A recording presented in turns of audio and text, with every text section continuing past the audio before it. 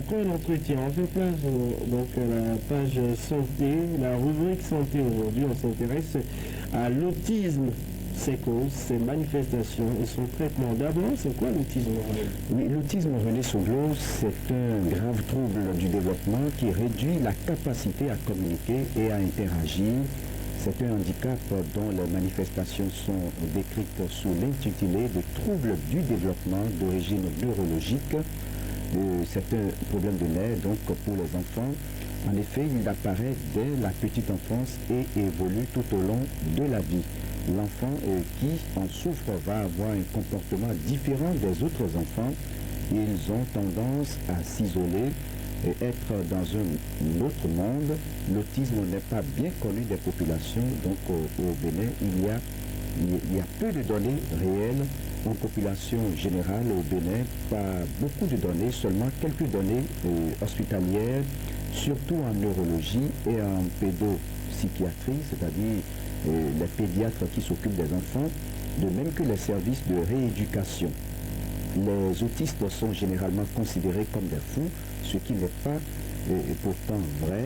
Ces personnes ont des troubles de développement qui les empêchent de vivre normalement tout simplement. Mais ce n'est pas des fous. L'autisme n'est pas la folie et ce n'est pas non plus de la folie des enfants, mais un trouble du développement. Dans le monde, un enfant sur 2 ou 3000 peuvent développer cette maladie et je rappelle que nous célébrons ce mardi la journée dédiée à ce mal. Alors, parlons des causes de l'autisme.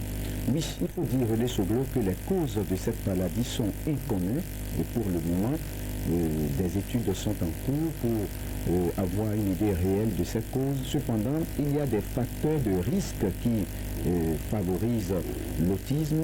Il s'agit du facteur génétique. Des études scientifiques l'ont d'ailleurs prouvé. Si par le passé des personnes en ont souffert dans la famille, le risque est assez élevé qu'un enfant en souffre aussi. L'autre facteur de risque, c'est le fait de faire tardivement les enfants. Le docteur Thierry Adoukonou, professeur titulaire de neurologie, se fait plus précis dans cet extrait. Jusqu'à aujourd'hui, on ne reconnaît pas de cause précise à cette affection. On n'a pas identifié une cause précise. Ce qu'on sait, c'est qu'il y a un certain nombre de facteurs. Quand ces facteurs-là sont réunis, le risque d'avoir ce trouble-là chez un enfant est très élevé.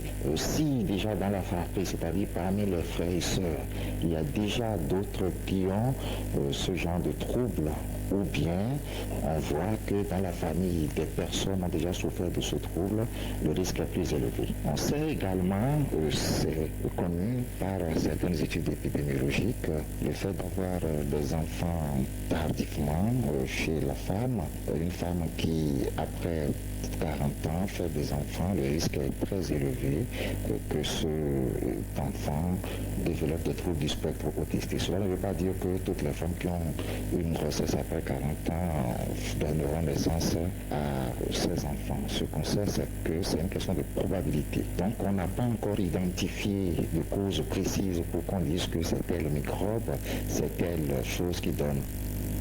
Donc voilà, René Soglo, on ne connaît pas des causes précises de cette maladie et donc c'est les facteurs qu'on connaît et qui sont donc identifiés pouvant favoriser la survenue de ces troubles du spectre autistique. Selon les spécialistes, les troubles du spectre autistique, ce n'est rien d'autre que l'ensemble des troubles qui se traduisent par la gravité de cette maladie qui est méconnue. Comment se fait le traitement? Oui, il faut dire que le traitement repose sur la thérapie, une détection précoce ainsi que des thérapies comportementales, éducatives et familiales peuvent réduire les symptômes et favoriser le développement et l'apprentissage, mais il est recommandé que la personne atteinte soit suivie par des spécialistes.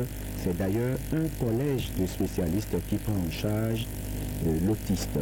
Écoutons le docteur Thierry Adoukonou, neurologue, professeur titulaire de neurologie au CHUD du Borgou.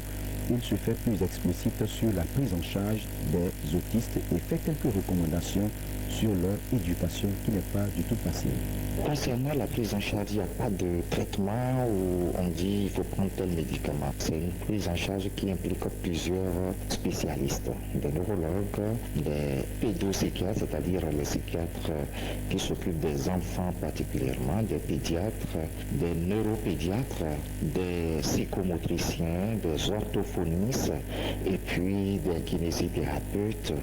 Tous ces spécialistes et même des psychologues et des éducateurs sociaux également, tous ces spécialistes interviennent dans la prise en charge.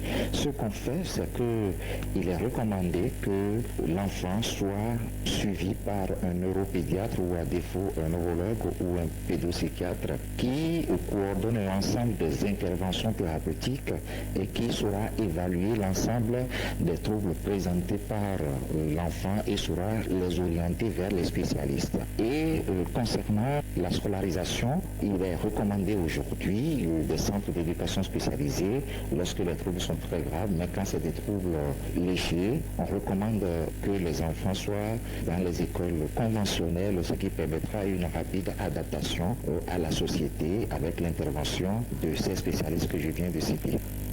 Voilà, donc René Soglo, si vous avez un enfant, et quand on va voir un enfant qui s'isole, qui à l'âge de 18 mois ne parvient pas à faire une phrase, son vocabulaire est pauvre, il ne parle pas, il s'isole, il ne joue pas avec les autres enfants, on doit commencer par s'inquiéter parce que cet enfant commence à manifester peu d'intérêt pour l'entourage, il s'isole. À 18 mois, si l'enfant ne répond pas à l'appel de son nom, il s'isole totalement et développe une tendance même à l'agressivité. On doit penser à l'autisme et donc les parents qui sont dans le cas doivent rapidement consulter les spécialistes afin que le diagnostic soit fait et que la prise en charge soit assurée le plus rapidement possible. Il y a beaucoup d'interprétations d'ailleurs à ce sujet, c'est des interprétations d'ordre mystique, d'ordre religieuse. On peut dire que c'est un esprit qui a pris possession de cet enfant, loin s'en faut, ce n'est pas forcément le cas, et donc il s'agit de l'autisme et il faut consulter les spécialistes et comme je l'ai dit, ce n'est pas un seul spécialiste qui s'occupe de l'autiste, c'est un diagnostic qui se fait et qui fait appel à un collège de spécialistes. Voilà, merci à vous Raoul Steve Boucor. Eh bien, on parle maintenant environnement à travers votre rubrique invité.